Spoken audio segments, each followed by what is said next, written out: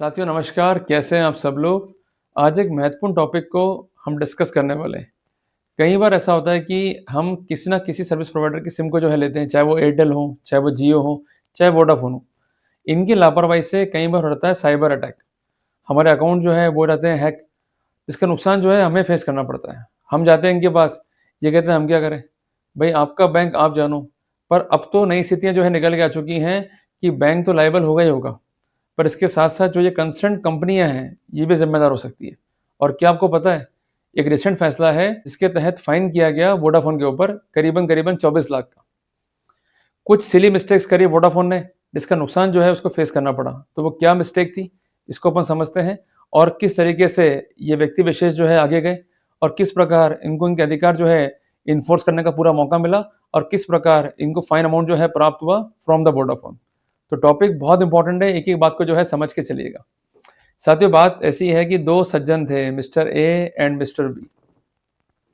अपना-अपना काम कर रहे थे। इनको लगा भाई काम करना चाहिए पार्टनरशिप में।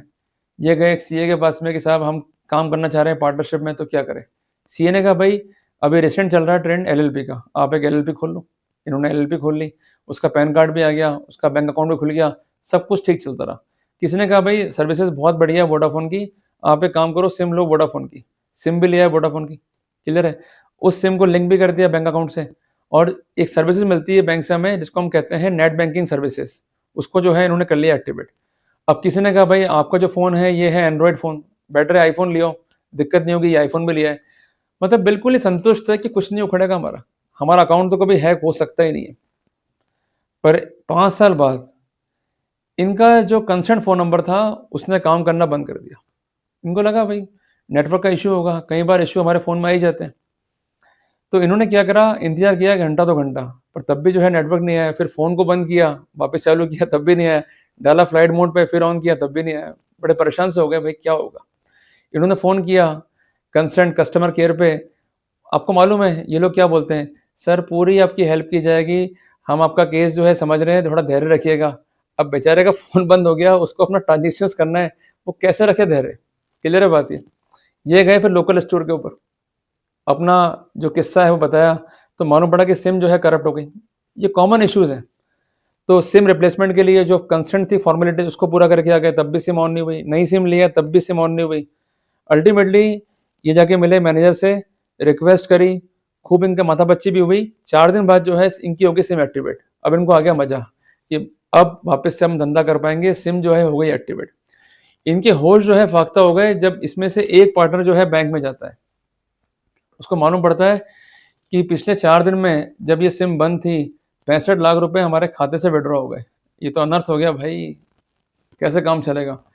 इन्होंने क्या किया कि तुरंत जो है रिपोर्ट किया मैटर बैंक को और उस अर्जी में लिखा कि पिछले 4 दिन से जो कंसर्न सिम थी, वो मोशन में नहीं थी। हम इस बारे में कंप्लेंट भी देकर आए हैं वोडाफ़ोन को और आज जाके सिम जो है ऑन हुई है। जब बैंक आए तब मालूम पड़ा कि इस तरीके से जो है बैंक फ्रॉड हो गया। इनका कहना ये था कि इनके साथ जो है गलत हुआ है, पर क्या करें? बात कहने से काम नहीं चलेगा, प्रमाण भी चाहिए होता है। इनकी हेल्प करी बैंक ने। बैंक ने बताया कि जो ये कंसर्न हैकिंग हुआ है, ये एक प्रोसेस से हुआ है।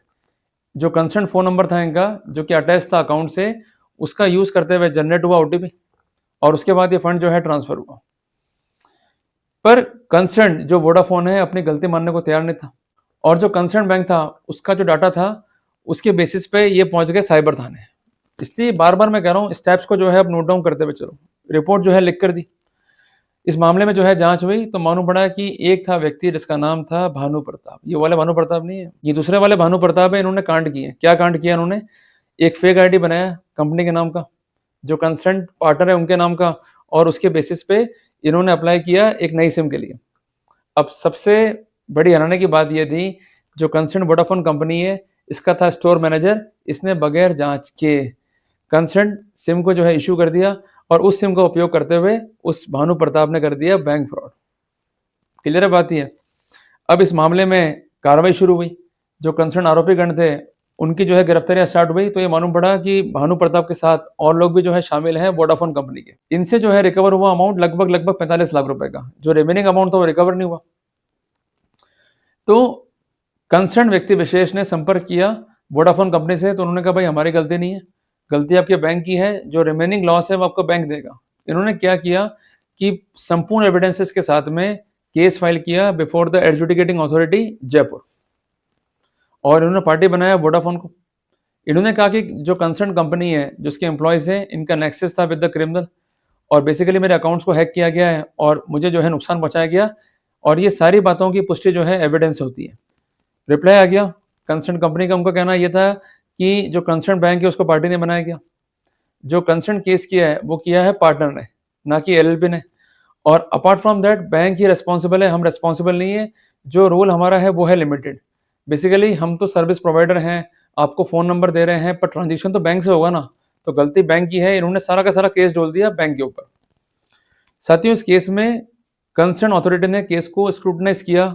उसका कहना यह था कि बेसिकली जो डाटा था सेंसिटिव नेचर का, उसको लीक करने में हेल्प करी कंसर्न कंपनी ने, उसके एम्प्लॉयज़ ने।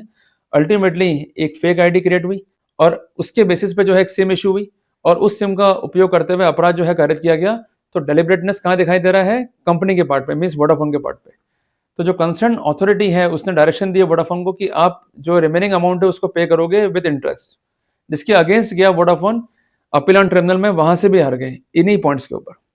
इन्होंने बहुत सारे पॉइंट रेस किए कि साहब जो कंसर्न एलएलपी है उसको पार्टी ने बनाया, हम जो है जिम्मेदार नहीं है, सारी जिम्मेदारी जो है बैंक की है। पर स्पेसिफिक कर दिया गया कि जब अपेरेंटली आपका रोल जो है क्लियर है और आप ही का टूल यूज करते हुए ये क्राइम जो है कमिट हुआ है, जिस कारण आप जो है जिम्मेदार है। क्लियर है बातें? तो अल्टीमेटली एक भारी पेनल्टी जो है इम्पोज हुई।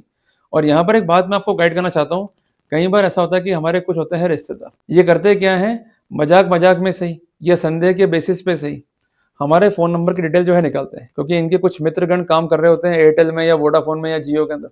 हालांकि ये पॉसिबल नहीं है, पर तब भी इनकी हेल्प हो जाती है। फिर उसके बेसिस पर ये करते हैं अपनी इन्वेस्टिगेशन। ये है राइट टू प्राइवेसी का उल्लंघन। अगर ऐसा करता हुआ पकड़ा गया आपका रिश्तेदार, वो तो मरेगा मरेगा, साथ में जो कंसर्न कंपनी है उसके एम्प्लॉय को लेकर भी मरेगा। अगर आपके संज्ञान में ऐसा कोई फैक्ट आ गया है, आपको 3 स्टेप लेने हैं। सबसे पहले बात, जो कंसर्न रिश्तेदार आपका ये हरकत करता है वो आपको फ़ोन भी करेगा, और जो अन्य लोग हैं जिनका डिटेल जो है उसके पास में आ चुका है by the way of CDR, उनको भी संपर्क करेगा। सबको अलर्ट यही करना है, इसका एविडेंस जो है मेंटेन कर लो। विद एविडेंसेस आप साइबर क्राइम जो है रिपोर्ट करो। उसके बाद जो है केस फाइल करना है before the adjudicating authority as per section 43A of the IT act, और डैमेजेस जो है क्लेम करने अपने को कि इनकी इस हरकत से क्या नुकसान आपको हुआ, क्या ट्रबल आपको हुआ, और क्या परेशानी जो है आपको झेलनी पड़ी। तो कुल मिलाकर के जो ये गलत करने वाले लोग हैं इनको हम सबक भी सिखा सकते हैं, क्योंकि हमें कानून नहीं पता, जिसका नाजायज फायदा जो है उठाते हैं। इसलिए कानून पढ़ना पड़ेगा और ऐसे दुष्टों को जो है हमें सबक सिखाना पड़ेगा। मैं उम्मीद करता हूँ कि मैंने एक महत्वपूर्ण जानकारी आपको दी, और आप जजमेंट का नाम जो है नोट डाउन कर लीजिए, ये आपके लिए काफ़ी जो है हेल्पफुल रहेगा। जजमेंट है वोडाफोन आइडिया लिमिटेड बनाम कृष्ण लाल नैन। जजमेंट है दिनांक 2 दिसंबर 2025 का, और ये जजमेंट जो है पारित किया है अपील ऑन ट्रिब्यूनल ने। तो ये एक महत्वपूर्ण जानकारी है, महत्वपूर्ण अपडेट है। ऐसे अपडेट्स के लिए पेज को फॉलो, लाइक, सब्सक्राइब जरूर करें। जल्दी मिलते हैं एक नए टॉपिक के साथ। टिल देन, जय हिंद, जय भारत।